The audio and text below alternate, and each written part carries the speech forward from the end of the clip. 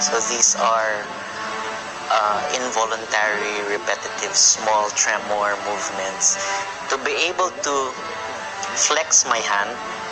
So my flexor muscles would need to contract, but at the same time, my extensor muscles of the hand would need to relax so that my hand can flex. This is coordinated in the brain. Patients with XDP would get repetitive twisting, uncontrolled contractions of opposing muscle groups. That's why the local name is also, one of the local names is lubag. If you translate it in English, it means twisting, muscle twisting, lubag. XDP is passed down genetically. This is how it works. In healthy parents, the man would have an X and a Y chromosome.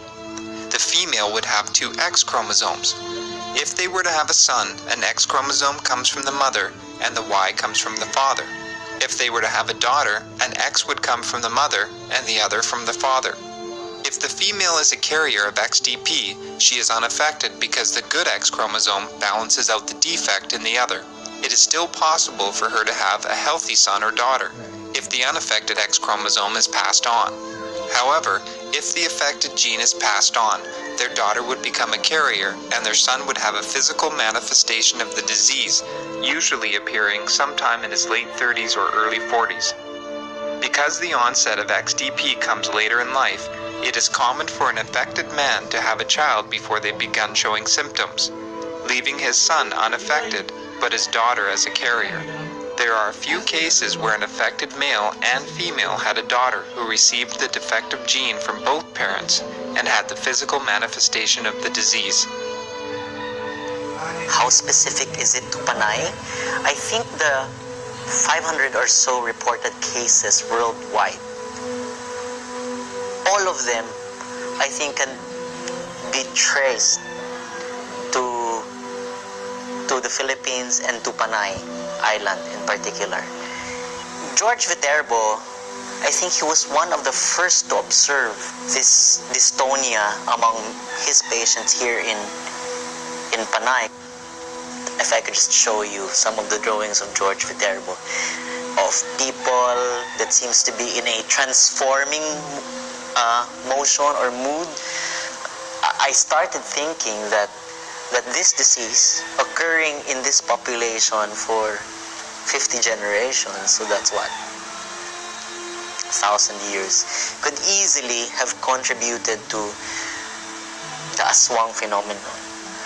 I mean, people visiting these islands, foreigners, Spaniards, Americans, couldn't even also themselves explain, this transforming person, when in fact the person is not really transforming, but is afflicted with a certain disease that they just don't know of. This particular patient came back to Capiz to live with his family after being independent in Manila for several years. Because of this disease, he lost his job, his girlfriend, and his nieces and nephews, whom he used to play and joke with, are now scared of him.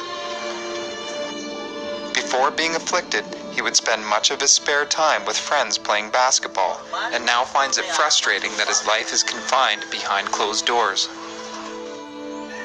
I learned the only time his muscles relax is when he is sleeping. It is also the only time he can escape from his burden. As he explained, when he dreams, he is unaffected. I later learned that there were many cases where families were shunned because this disease is misunderstood.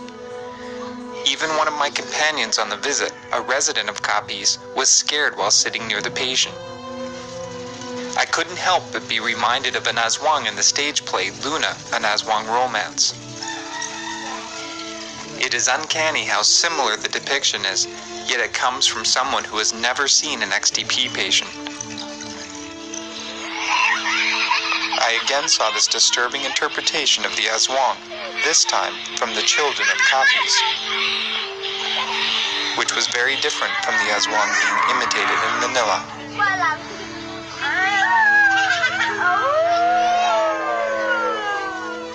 Even patients themselves who are affected by XDP become ashamed of the disease, that they have the disease, or that because they don't want to be a burden to their families. So there are cases where they have resorted to just killing themselves because of the stigma, because of the burden,